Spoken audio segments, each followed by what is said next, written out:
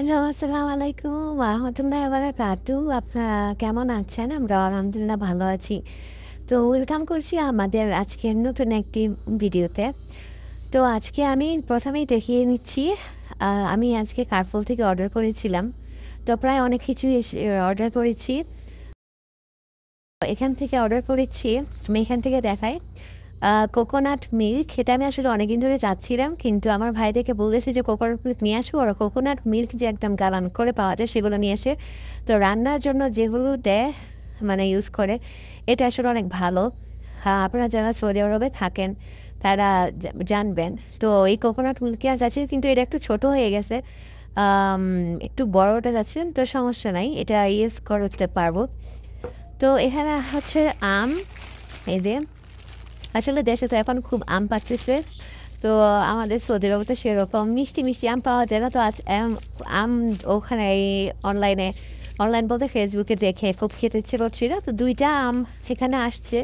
তো ২ টা আম আনলাম। এগুলো হচ্ছে পাকিস্তানি আম। একটু নরম, নরম। অন্যগুলোও আছে। ওগুলো দেখা যায় যে অনেক কাঁচা থাকে। তো সেজন্য এটা পাকিস্তানি আম অর্ডার করেছি।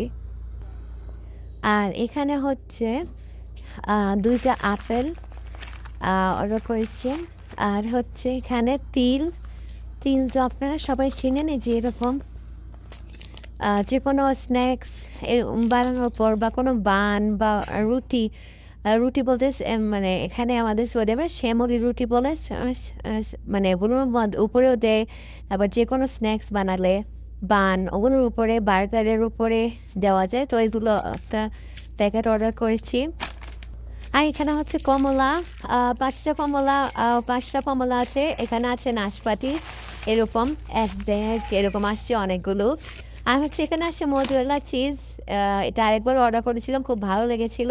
এটা হচ্ছে মোজারেলা চিজ 3 কাউস। তো এটা একটা এনেছি। এখানে হচ্ছে ব্লুবেরির একটা প্যাকেট। এটা আমার ২ টা বেবি খুব পছন্দ করে। আর এটা হচ্ছে কিউই ফল। এখানে হচ্ছে কি বলে মিক্স ভেজিটেবল, গাজর, কর্ন আর হচ্ছে মটরশুঁটি ফ্রোজেন আর কি। এটা হচ্ছে ম্যাঙ্গো পাল্প, এরকম ১ কেজি। তো এটা একটা অর্ডার করেছি। এখানে হচ্ছে এরকম ১ ব্যাগ গাজর আছে, ফ্রেশ ক্যারট, যেগুলো খুব ভালো, খুব তাড়াতাড়ি নষ্টও হয় না। আর এটা হচ্ছে ১ প্যাকেট পনির কিউব। এটা আরেকবারও এনেছিলাম অনেক আগে, তো এটা আবার অর্ডার করলাম। এখানে হচ্ছে ৬ টা টর্টিলা টর্টিলা রেপস। এগুলো খুবই ভালো। যেকোনো স্যান্ডউইচ বা যেকোনো মানে পিৎজা বানানোতেও খুব ভালো আর কি। মজা করে খাওয়া যায়। রেডি করা থাকে একদম। আর খুব নরম, নরম থাকে, সফট একদম। তো এগুলা করেছি আমি। দেখি পিৎজা বানানোর ইচ্ছা আছে এগুলোর উপরে। একটা রেসিপি দেখছিলাম, ইনশাল্লাহ আপনাদের সাথে শেয়ার করব। আর হচ্ছে এখানে আলমন্ড অর্ডার করেছি। আলমন্ড যেকোনো বাদামের দাম আসলে খুব বেশি। কিন্তু কি করা যাবে? বাচ্চাদের জন্য তো খুবই উপকার এবং বড়দের জন্যও খুব উপকার। তো আমি আসলে আমার বেবির জন্যই করেছি। আমি ড্রাই ফ্রুট বানাবো আর কি, নাটস পাউডার। তো এটার জন্য আমি এটা অর্ডার করলাম আর কি। তো দেখা যাক, নাটস পাউডার বানাবো খুব তাড়াতাড়ি। আর হচ্ছে গারাম মাসালা, এটা খুবই দরকার ছিল আমার। যেকোনো রেসিপিতে খুবই তো দরকার, প্রয়োজন। আম আ তো এজন্য এটা করলাম। অনেকদিন পর আমি আসলে সেদিনও একটা কিনে নিয়ে এসেছিলাম। কিন্তু সেটা কোথায় যেন রাখছি খুঁজে পাচ্ছি না। অনেকগুলো মসলার মধ্যে রেখেছি কিন্তু আসলে সবকিছু এখন নামানো সম্ভবও হচ্ছে না। তো এর মধ্যে একটা অর্ডার করেছি। তো এটা যখন পাবো তখন কাজে লাগিয়ে নিবো আরকি। এই। তো আজকে আমি এইসবই যেগুলো অর্ডার করেছি সব দেখিয়ে দিলাম। আ বলবেন আপনারা কেমন লেগেছে? তো আমি এখন দেখি কি করব। আমি একটু নাস্তা বানাবো। আ আলু সিদ্ধ দিয়েছি।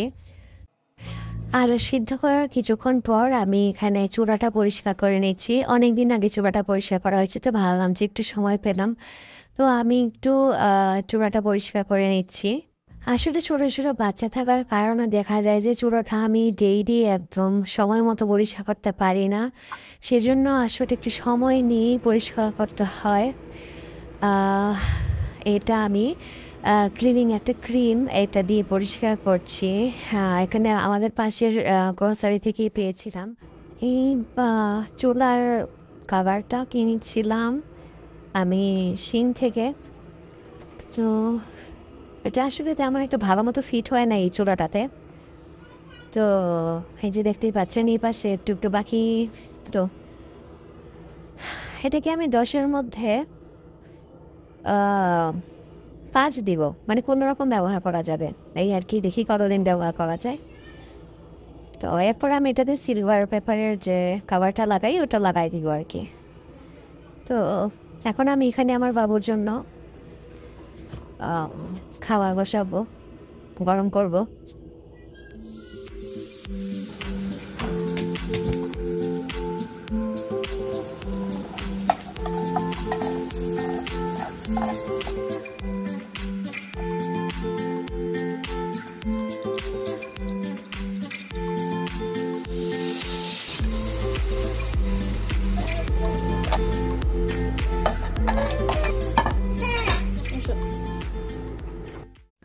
যে আলুগুলো সিদ্ধ করে রেখেছিলাম সেই আলুগুলো ঠান্ডা হয়ে গিয়েছে। তো আমি এখানে আলুগুলো ছুঁড়ে নিব। তো তার আগে আমি এখানে একটা পাতিল বসিয়ে দিয়েছি চুলায় পাতিল বসিয়ে আমি এখানে স্টিমারটা বসিয়ে দিয়েছি। রাতের খাবারের প্রিপারেশন করছিলাম। তো এখানে কিছু খাবার আমি বক্সের ভিতরে ঢুকিয়ে রেখেছিলাম, তো সেগুলি গরম করছি গরম পানির আসবে। তো এগুলো যখন একটু গরম হয়ে গিয়েছে, তো আমি এটা পাতিলটা আলাদা চুলায় রেখেছি। এটা মোটামুটি ঠান্ডা হলে আমি প্লেটে ঢেলে নিব। তার মধ্যে আমি এখানে আলু চুলার কাজে লেগে গেলাম। তো আলুগুলো আর খোসাগুলো ছাড়িয়ে নিচ্ছি। আলুগুলো খুব ভালো করেই সিদ্ধ হয়ে গিয়েছে। এই আলুগুলো আমি আসলে আগামীকাল একটা খাবার বানাবো সকালের দিকে। তো সেই জন্য আমি এটার প্রিপারেশন করে রাখছি আলুগুলো সিদ্ধ করার জন্য। দেখা যায় যে সকালে এত তাড়াহুড়োর মধ্যে আলু সেদ্ধ করা ছাড়ানো একটু একটু সবসময় একটা সময়ের ব্যাপার বাচ্চা কাচ্চা নিয়ে। তো আমি তার মধ্যে এই আলুর মধ্যে একটু অল্প করে লবণ আর পরিমাণ মতো লবণ আর হচ্ছে লাল মরিচের গুঁড়া, ধনিয়া গুঁড়া দিয়ে আমি ভালো মতো এটাকে মিক্স করে নিব।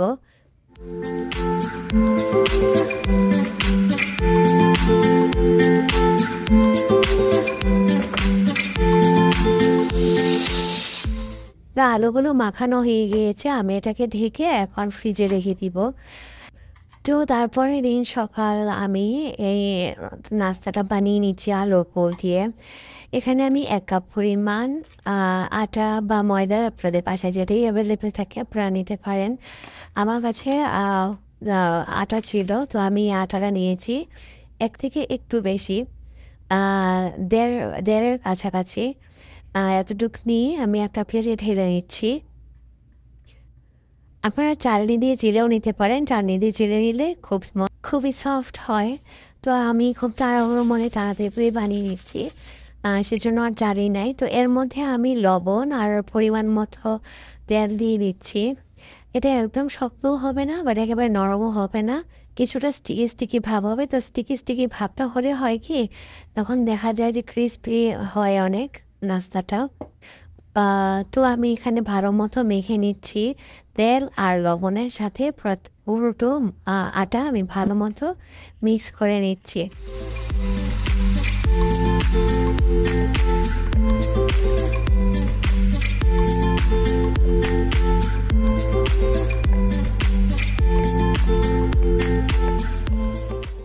ভালো মতো মেখে আমি এখানে 5টা বলের মতো বানিয়ে নিয়েছি। 5টা বলের মতো বানিয়ে আমি এটাতে এক একটা করে রুটি বানিয়ে নিব। রুটি বানিয়ে আমি এখানে দেখতে পাচ্ছেন কিভাবে আমি গোল গোল শেপ করে নিচ্ছি।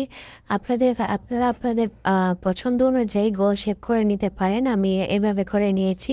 তো দেখতেই পাচ্ছেন কতটুকু পুর হয়েছে, কতটুকু মোটা এবং কতটুকু পাতলা। তো আমি যখন গোল গোল করে আমি একটু করে বেড়ে নিচ্ছি। বেড়ে নিয়ে আমি ভিতরের দিকে একটার মধ্যে আলুর পুরটা দিয়ে দিলাম, দিয়ে আরেকটা দিয়ে আমি ঢেকে দিচ্ছি। তো এটা আসলে বলে এভাবে বোঝানো সম্ভব, আপনারা দেখেই বসে নেবেন। এভাবে পুরটা ঢুকিয়ে ঢেকে তারপরে এরকম করে একটু চাপা দিয়ে দিতে হবে। চাপা দিয়ে তারপরে এভাবেই প্রত্যেকটা আমি বানিয়ে নিব।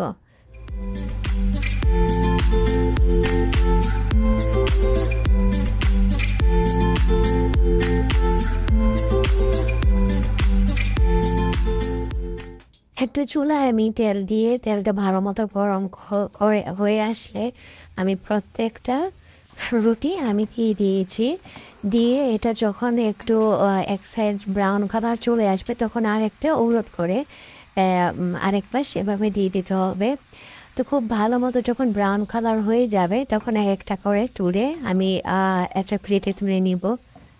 যদি দেখা যায় যে একটু ফাঁকা হয়ে যাচ্ছে নাস্তাগুলো, মানে রুটির দুইটা রুটির মাঝখানে একটু ঘাবড়িয়ে যাবেন না, এটা নর্মাল, কোনো সমস্যা নেই, একদম খুলে যাবে না। তো ওই রুটিগুলো বানানো হয়ে গেলে এখানে অল্প করে ছিল, তো আমি দুইটা বড় বড় করে এভাবে রুটির মতো বানিয়ে নিয়েছি। আমি বিভিন্ন শেপে বানিয়েছি, আপনারাও যেভাবে আপনাদের ইচ্ছে সেভাবে বানিয়ে নেবেন। বানিয়ে নেওয়ার পর আমি এটা সস দিয়ে পরিবেশন করেছি। তো আপনারা অবশ্যই বাসায় চেষ্টা করবেন, ট্রাই করে অবশ্যই জানাবেন কেমন হয়েছে। তো খুবই সফট হয়েছে, দেখতেই পাচ্ছেন আলুর পুরটা ভিতর থেকে, আর উপর থেকে খুবই ক্রিস্পি হয়েছে এবং খেতেও খুবই মজা হয়েছে। তো আপনাদের যদি আজকের ব্লগটি ভালো লেগে থাকে, ভালো লাগলে অবশ্যই লাইক, শেয়ার এবং সাবস্ক্রাইব করে দিবেন। আপনাদের একটি লাইক আমার ভিডিওটি অন্যদের কাছে পৌঁছাতে সাহায্য করবে। সবাই ভালো থাকবেন। আল্লাহ হাফেজ।